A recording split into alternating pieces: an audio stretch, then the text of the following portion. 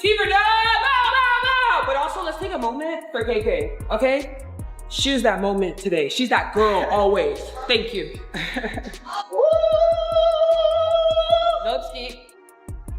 Let the light get the nice little dub.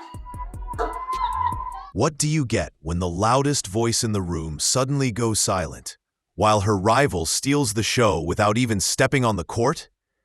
You get a spotlight collapse.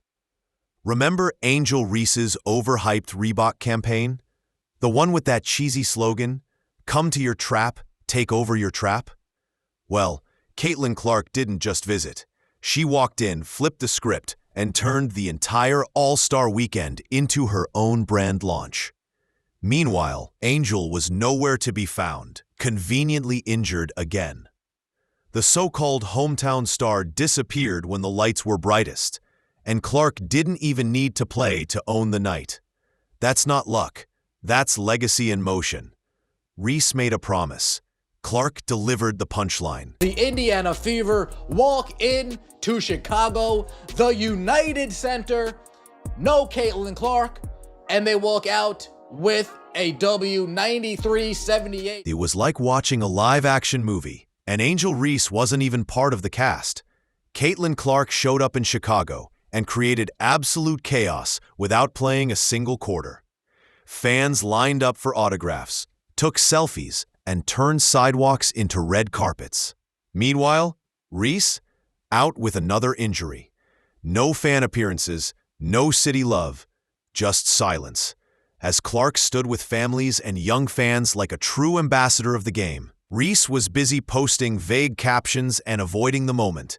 The entire weekend screamed one thing: Clark is a movement. Reese is a mystery. The disconnect wasn't just physical, it was emotional. One showed up, one shut down. Let's go, let's go.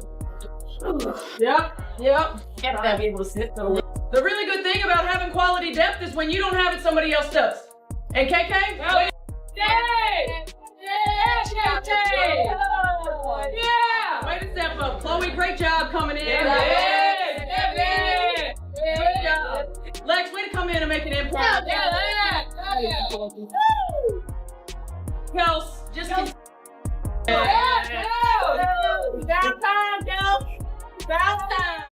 Angel Reese claimed it was her city, her trap, her territory. But she didn't even bother to defend it. Caitlin Clark came through, didn't touch the ball, and still made the arena feel like her house. It wasn't aggression, it was aura. While Reese sat out, Clark's mere presence hijacked the narrative, reminding everyone what real influence looks like. This wasn't a rivalry. It was a spotlight test, and only one of them passed. Clark didn't gloat. She didn't taunt. She just existed, and in doing so, exposed the difference between media hype and earned respect. If you saw it too, comment, "I've got the fever," because this story's just getting started. This is absolutely a one-sided rivalry. And we've got to say it like it is. Like, we can't say Caitlin needs to do this, Caitlin needs to do that. Let's be real. The only reason this is still a rivalry is because the other side of the rivalry won't stop it. And by the way, it is extremely beneficial for Angel Reese to be in this rivalry. Imagine the most important weekend of the season happening in your backyard, and you don't even show up. That's what Angel Reese just did. While Caitlin Clark, injured and all, made headlines by simply being present, Reese became a ghost. No interviews, no fan outreach, no presence at all. And this was her home crowd. Meanwhile, Clark made sure fans got their memories. Autographs, photos, energy. That's leadership. That's connection. Angel had every chance to show why she's the face of the franchise, and instead, she vanished. This wasn't just a no-show. It was a self-inflicted PR meltdown. And Clark, she didn't steal the moment. She inherited it by default. This is a fake one-sided rivalry. We got Angel Reese taking more shots at Caitlin Clark unnecessarily. Here's what makes this storyline unreal. Caitlin Clark didn't even suit up, and still managed to dominate the weekend. That's how magnetic her presence has become. Fans didn't care that she wasn't on the court. They showed up anyway. Meanwhile, Angel Reese, the one who was supposed to own the moment, sat out without a word. It wasn't just an absence, it was an escape. Clark's impact doesn't need a scoreboard. Her name alone shifts the energy of an entire arena. And when her teammates stepped in, they picked up where she left off. That's not hype. That's the mark of a franchise player and a culture that's locked in. It's the Kelsey Mitchell Show here in Chicago.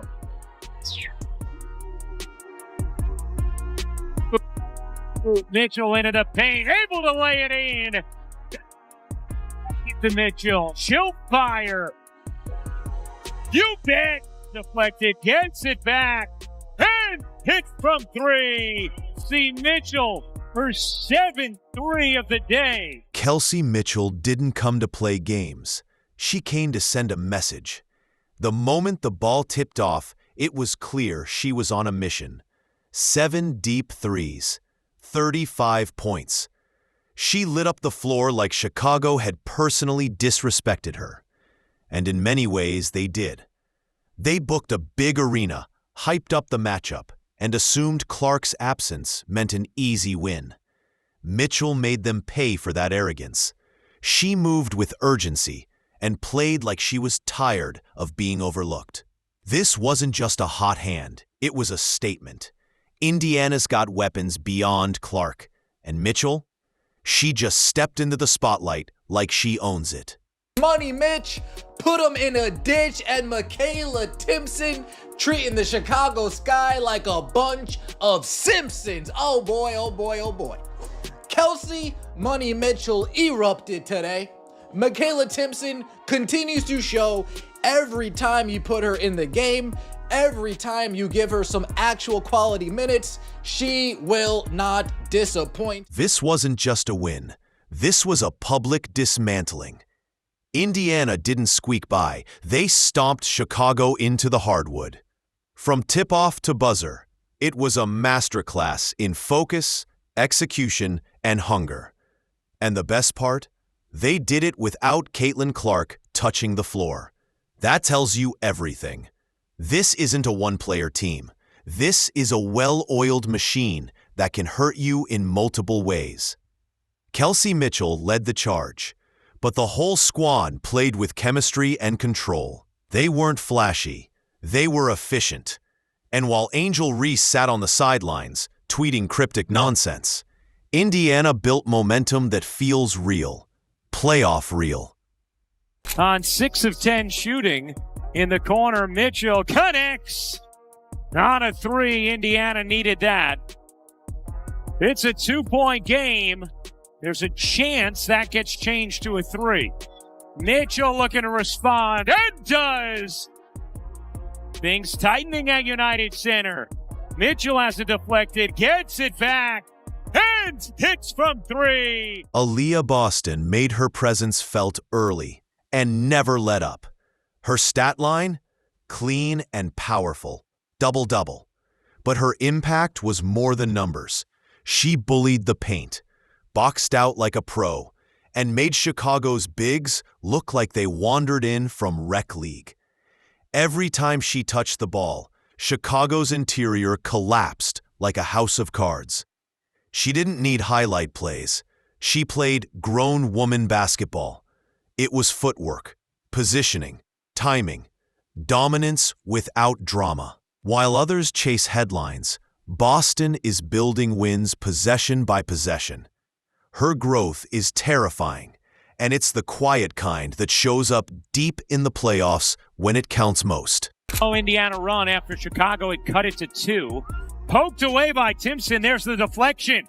Off to the races. Timpson finishes strong, forcing a timeout from Chicago. A 9-0 Indiana run, and the lead is back to 11.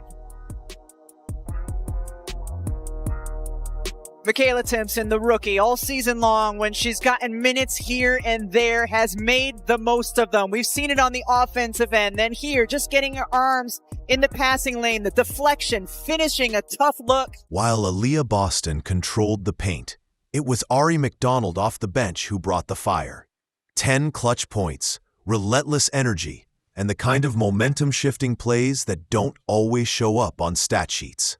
She came into the game like she belonged in the moment and played like it. That's the scary part. McDonald wasn't supposed to be a key piece this year. Now she's writing her own chapter.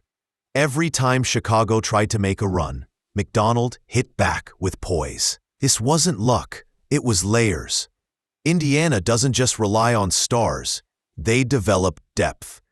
And that's what separates real contenders from pretenders. How have you seen her improve and become more comfortable throughout the season? She's amazing. One of the best rookies I think I've ever come across of. She's I don't know how to say it, like the ultimate pro. Shows up, no problems, nothing. When you have locker room culture happening, you need great people to make it greater, and I think we got a good addition here, so shout out to KK. Indiana's bench isn't just serviceable, it's elite. Michaela Tinson and Lexi Hall came in and did exactly what championship-caliber teams expect: keep the engine running. No drop-off, no wasted possessions, just smart, high-effort basketball. That kind of rotation depth is what wins close games and makes playoff runs possible. The Fever's forced turnovers weren't accidents, they were effort. 17 defensive disruptions. That's not luck. That's game planning and hustle. Chicago was flailing, uncomfortable, and disorganized. Indiana's role players did more than fill in. They raised the bar. That's the difference between teams with structure and teams still searching for one. By Williams, Hull gives it up. Chloe Bibby able to drain the three. Recently signed when they play Indiana. And right now, Cardoso answering the bell really nicely. 12 points, 7 rebounds. Bibby again. How about the stroke of Chloe Bibby? This loss wasn't just a bad night for Chicago. It was part 5 of a horror series they can't seem to end. That's 5 straight L's. This team is unraveling. Injuries, sure. Rotations, messy. Coaching, lost. But it's more than that. It's the lack of belief. The body language says it all. Heads down, shoulders slumped, no answers. Meanwhile, Indiana looks like they figured it out. Structure, purpose, rhythm. The Fever aren't just winning, they're ascending. They're building something. Chicago, they're plugging leaks on a sinking ship. This wasn't just a basketball game. It was a crystal clear reflection of two teams headed in opposite directions. Cardoso running the floor. Gets denied by Boston, returning the favor. Boston finds the cutter. It's Timpson who lays it in. That ends the 11-0 run. Here's Mitchell. Slips it in, wide open Boston. Tracks it back down. Off to Boston. Backdoor, Mitchell the cut, and the finish. Tough bucket from Kelsey Mitchell. Look at the numbers, and the story gets uglier. Chicago got out-rebounded, out-passed, outworked. Indiana moved the ball with purpose. 24 assists on 34 made shots. Chicago, just 16. That's the difference between a system and chaos. Hustle plays, all Indiana. Turnovers, all Chicago. This game wasn't close on the stat sheet or the scoreboard. It wasn't even close in effort. Indiana looked like a team that wants a ring. Chicago looked like they're waiting for someone else to fix it. And Reese, the supposed leader, missing when leadership was needed most. That gap you see, that's the space between talk and results. Here's Mitchell, who has 15 in the quarter and a season-high 6 made threes. Hull will fire and hit at the horn. Big finish to the third from Indiana. Indiana's defense didn't just show up, They orchestrated a shutdown. Every rotation was sharp. Every help read was perfect. And what made it even scarier? They did it with small lineups. No size advantage. Just IQ, chemistry, and heart. Chicago looked stunned, confused, and slow. Indiana was 2 steps ahead on every possession. This wasn't brute strength. It was strategic domination. The Fever didn't rely on big blocks or highlight plays. They disrupted flow, suffocated space, and left Chicago grasping for answers. That kind of defense doesn't fade. It travels, it sustains, it wins, especially in high-pressure playoff moments. 500 points, becoming fastest Fever player ever to do so in a season. Woo! Kelsey! 930 point game, second most in Fever history. And season high. Yeah! I knew it! KK career high in points. Yeah, baby, run. AB 11 double-double of the season. Yeah! Chicago's issues go way beyond injuries or a few bad shooting nights. This is a structural failure. No clear leadership, no identity, just reactionary basketball with no direction. Compare that to Indiana. They play with intent, with a system. They know who they are, even when their best player is missing. That's championship DNA. The Fever walked into enemy territory and dominated every phase of the game. No drama, no excuses, just execution. When Caitlin Clark returns, teams won't just have to prepare for her. They'll have to survive an Indiana team that proved it doesn't need her to win. That's dangerous. Let's check this out right here. Of course, this is supposed to be the arena that Angel Reese built, right? Question mark? Caitlin Clark right here signing autographs. Look at these fans. Are you kidding me? I mean, seriously. This person over here, show us Barbie. Yeah, not lined up for Barbie. In Barbie's own arena. Glad to see Chicago giving Barbie a welcome to Sophie Cunningham. This win wasn't just about standings. It was about growth. Indiana's young core got playoff-style reps without their star, and they delivered. Kelsey Mitchell took the reins and looked like a first-option scorer. Confident, composed, ruthless.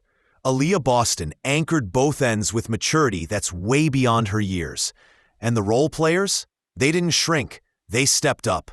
That's how elite teams form, through pressure, adversity, and opportunity. Indiana is building something sustainable, something scary.